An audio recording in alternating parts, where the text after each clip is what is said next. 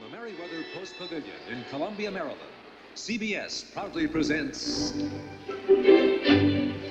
Julie Andrews' Invitation to the Dance with Rudolf Nureyev, with guest stars Anne Reinking, Ava Evdokimova, Peggy Lyman, Sandman Sims, the Greengrass Cloggers, and the Rob Isco Dancers.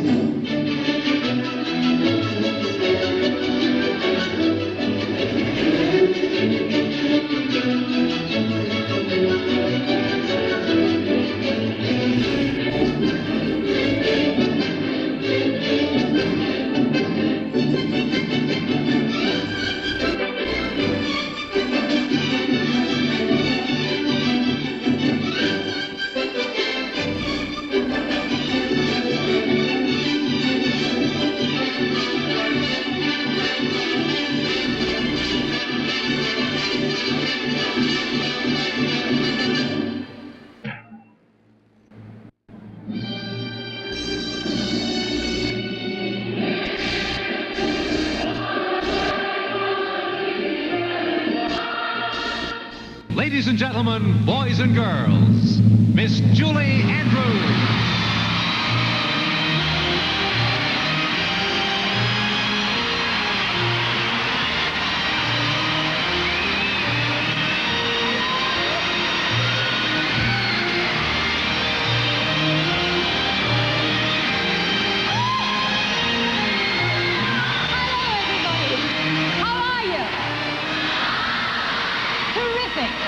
Okay, for my second number, I would like... Did I say something wrong already? All I said was for my second number that I would like... Oh, I get it, I know. I said for my second number. Well, I've already done my first number. Didn't you see it? You did. It started when the voice said, "Ladies and gentlemen, boys and girls, Miss Julie Andrews." Then I kind of danced out onto the center stage. I did. You probably think I walked out here, right? That was a dance. Listen, I'll show you a walk. You ready? This is a walk.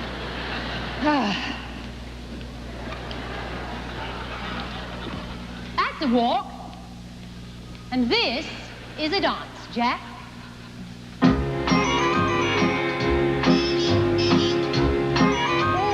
So good.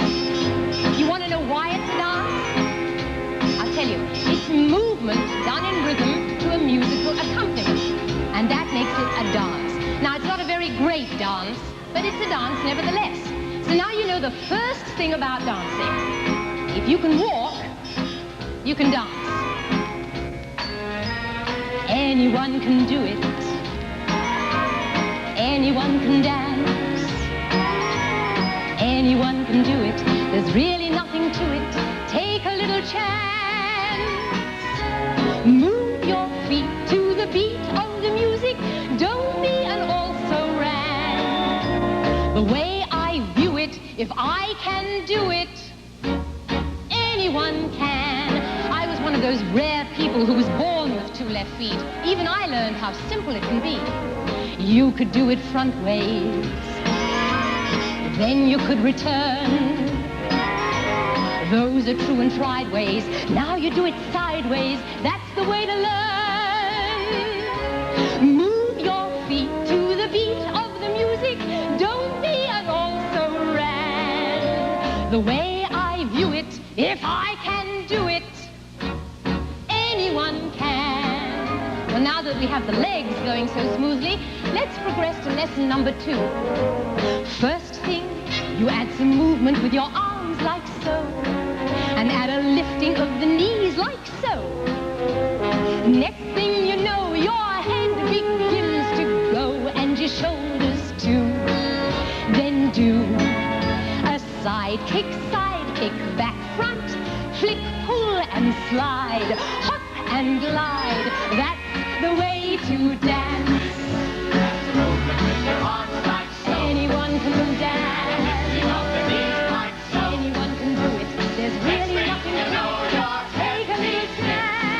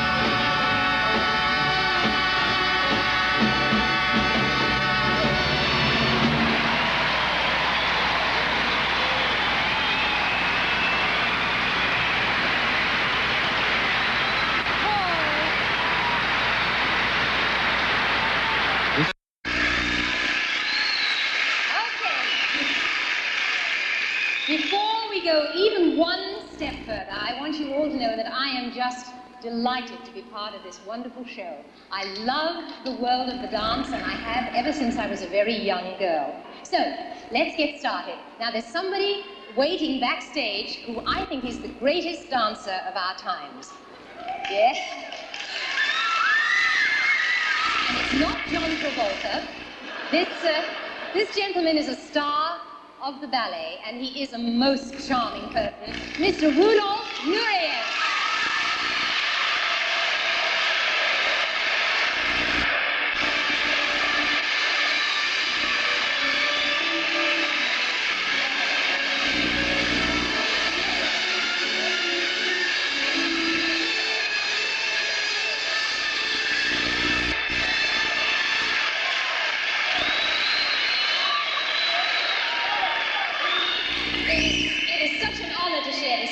I don't think you have a more ardent fan anywhere in the world. I am honored to be here with you. After all, I can only dance, but Mary Poppins can fly. Well, that's true. But I can't fly without my umbrella. And anyway, we're here to talk about the beginnings of the dance, and I know you have a great deal to say about that, so go on. All right, we'll start. Dancing began many thousands of years for a number of reasons. Number one, to communicate. Before words were spoken, people used to talk with their bodies. Isn't it true that the dance in the old days was used in early religious rites also? Yes, you have heard of the Muslim sect called the whirling dervishes. I have. Well, their dance is a form of a prayer, which dates back over 5,000 years to the Egyptians. Well, is there anything else that motivated dance in the early days? Well, if you promise not to blush, I'll tell you. Okay. Well, the famous three-letter word, S-E-X. Yes, one of the early uses of the dance was for people to attract attention to each other.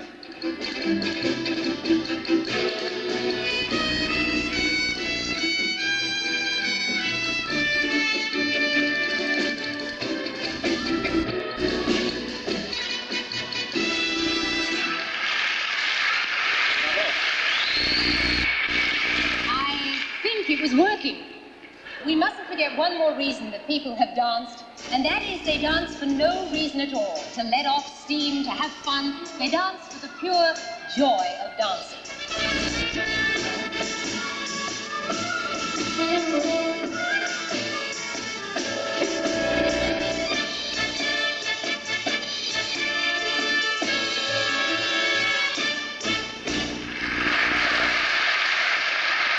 So you see, all of the beautiful dances that we do come from the dancing that ordinary people have been doing in the streets and villages for thousands of years. In the early days, when people came here from the far corners of the earth, they brought with them their traditional dances. The Irish settlers, for example, put on their clog shoes and they danced their reels and their jigs, and before very long the hills were alive with the sound of clogging. The tradition is very much alive today in its American version as performed by the Green Grass Cloggers.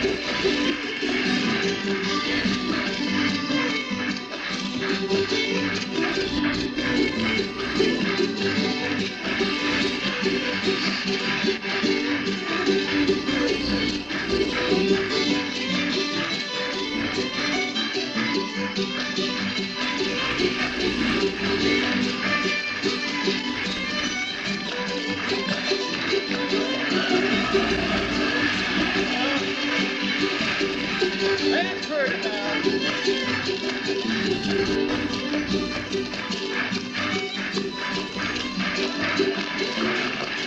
did it! Woo! Wow, back there!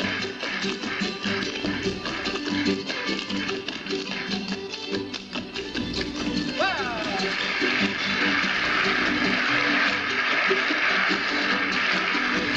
Here we go!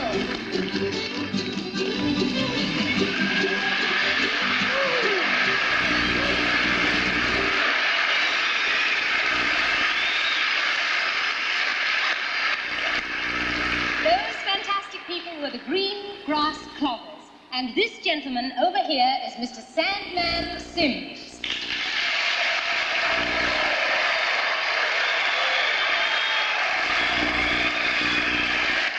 And he is a tap dancer.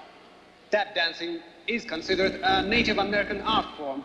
Does it not come from the rhythmic dancing of African slaves? Yes, but here in America, those slaves were not allowed to use their native drums, and so they used the sound of their shoes to express themselves. Tap dancers just have a language all their own. Isn't that right, Sandman?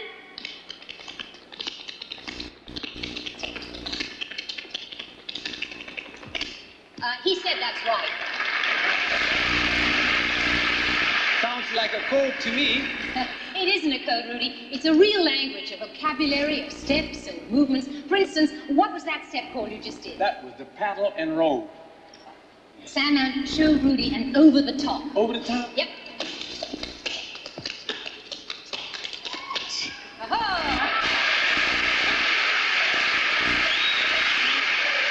And what happens when you put all those steps together? Look out!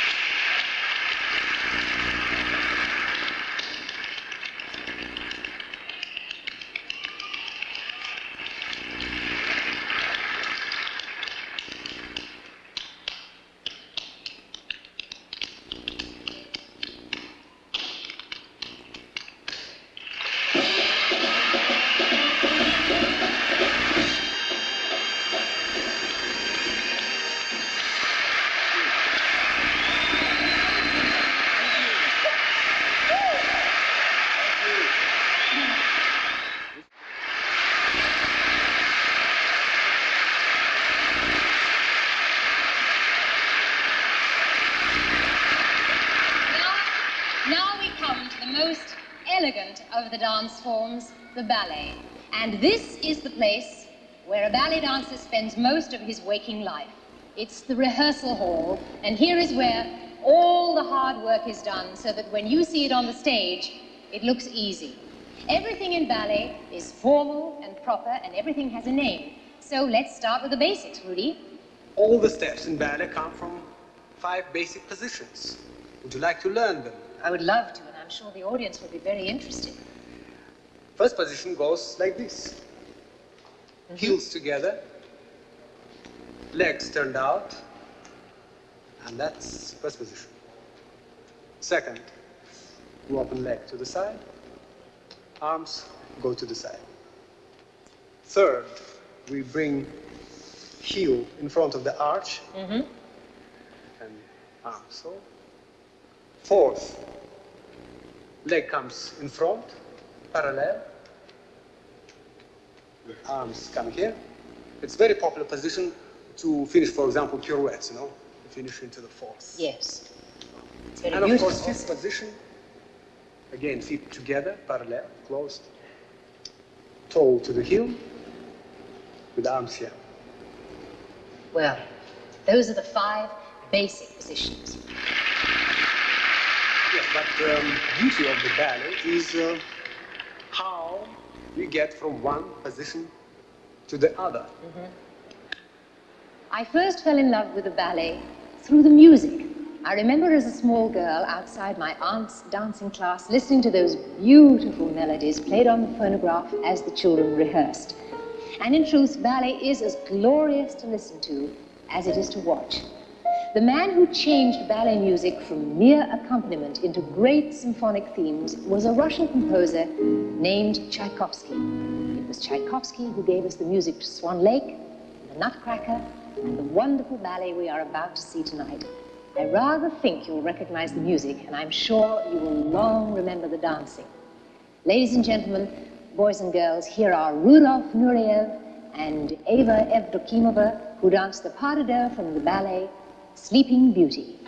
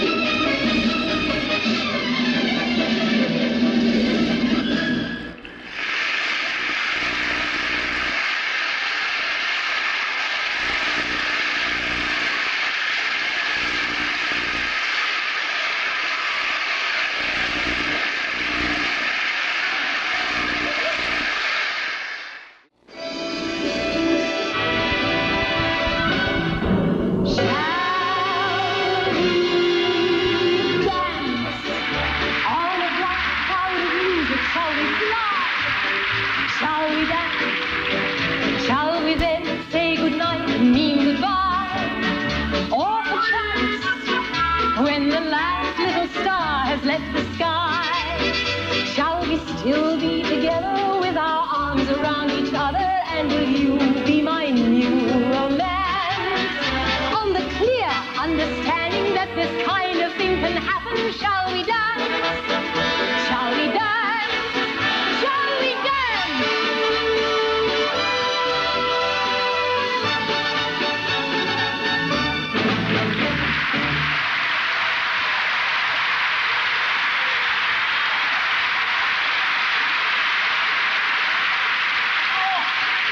Felt marvelous, Rudy. What Rudy and I just did was part of a musical number from a musical comedy called The King and I. Now, the thing about musical comedy dancing that separates it from other types of dancing is that it isn't just dancing. In musical comedy, the dancers also sing, and the singers dance, and the actors sing and dance, and everybody has a fine old time. The thing I find most impressive about dancers in musical comedy is that they know so many styles of dancing. Yes. Jazz, ballet, folk, ethnic, tap, you name it. They do it all. Well, that's because the music comes from all those different sources. Now, shows like West Side Story or Grease, they require contemporary dancing. Oklahoma uses folk and ballet, and Fiddler on the Roof uses ethnic dancing. Don't forget Little Me. Little You? No. Little Me, the musical show. Oh. It has my favorite number in it. Oh, I bet you mean that very jazzy one. Yes, and I love it. I would give anything to see you do it. Would you like to see Rudy do that number? In that case, stand back, Mama. Oh.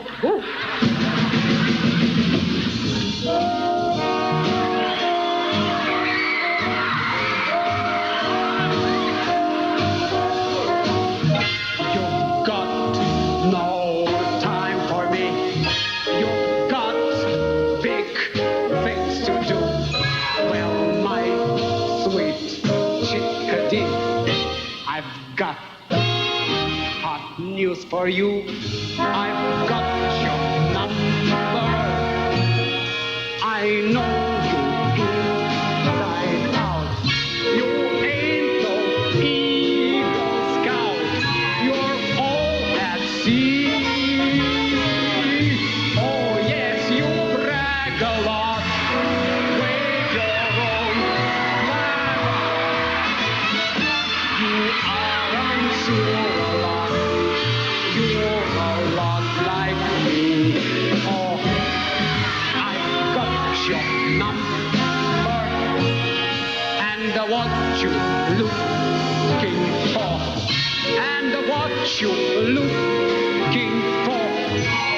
suits me fine.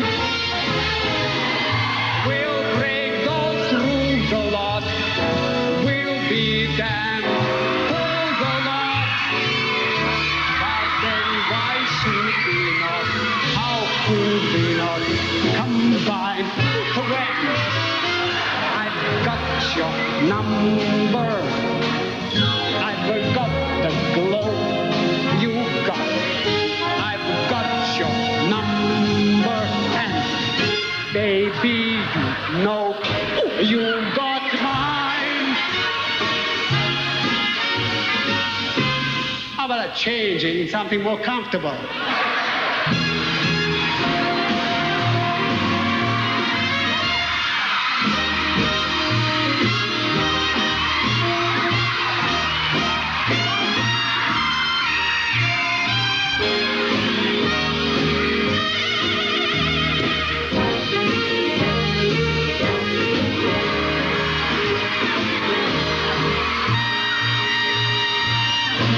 I could tango on a dime for you, baby.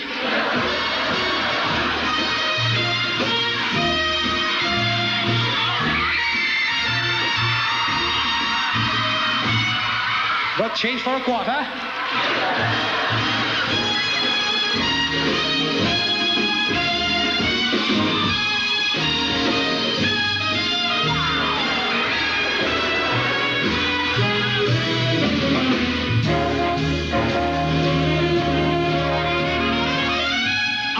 Got your number.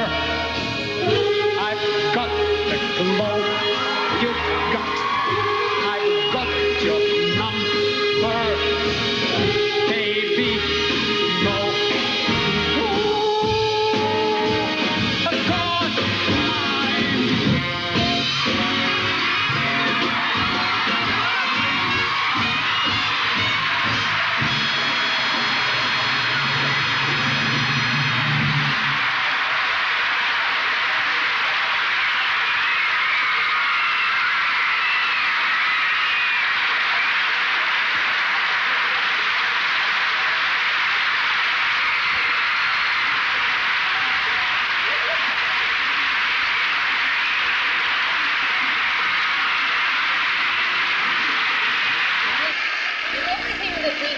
Talked about in the world of dance, there is someone that we have left out.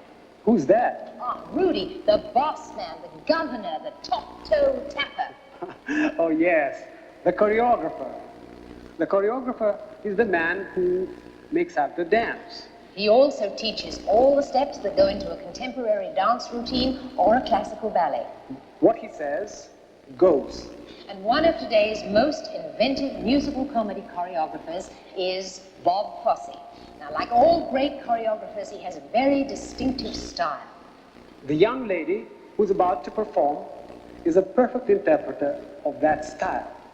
She's truly a remarkable dancer. It is a pleasure to introduce the star of the film All That Jazz and a host of Broadway shows, Anne Reinking.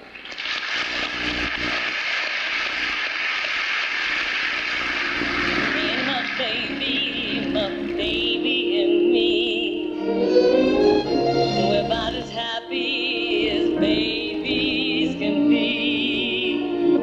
Tell old man worry to go climb a tree, 'cause I've got my baby.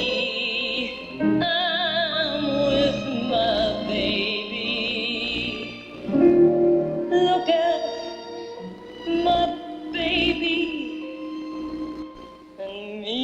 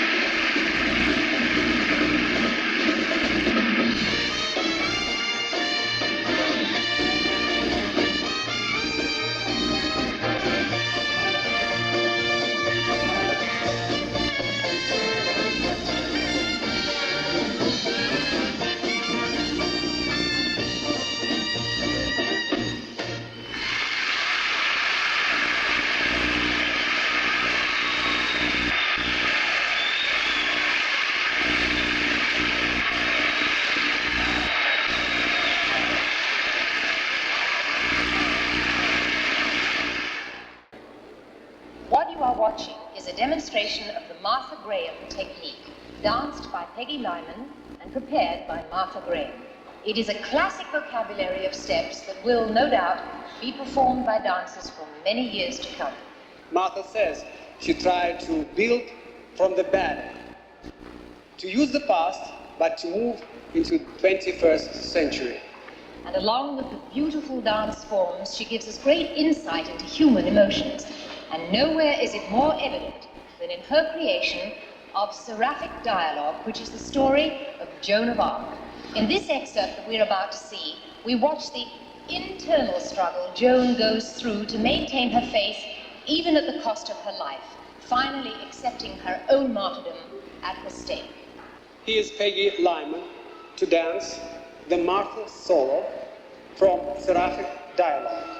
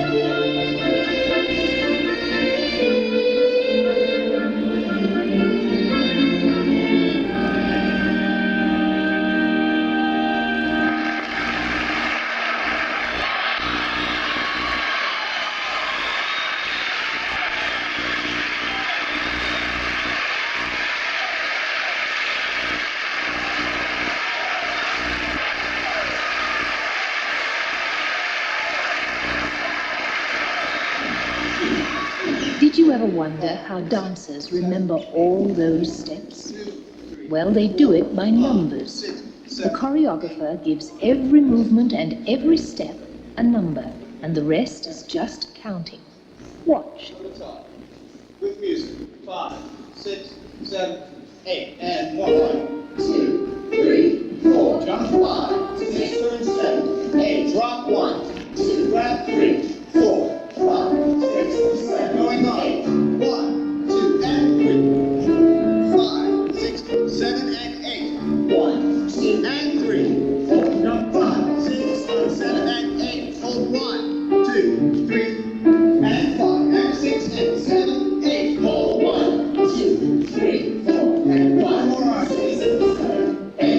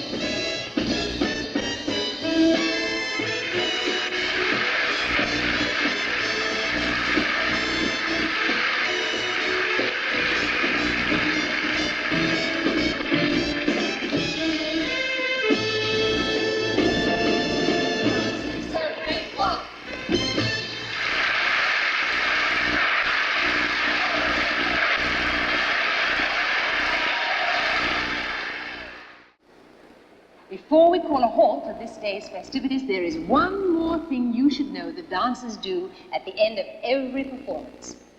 They soak their feet. No, before that, they take a bow. Now, each dancer has his own special way of acknowledging an audience's applause, as our dancers are about to show you. First, we need help from the audience. One more time.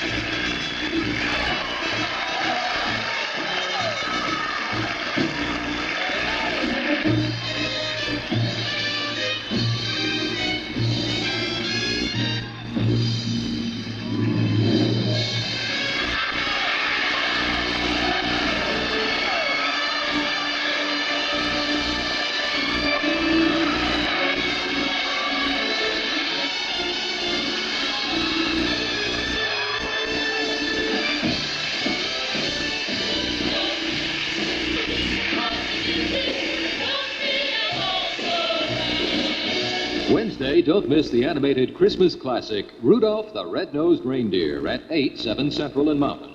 Thursday on December Magazine, Sharon Lovejoy explores the sensitive subject of grieving parents after the death of a child. Then visit the world of a 12-year-old fashion model.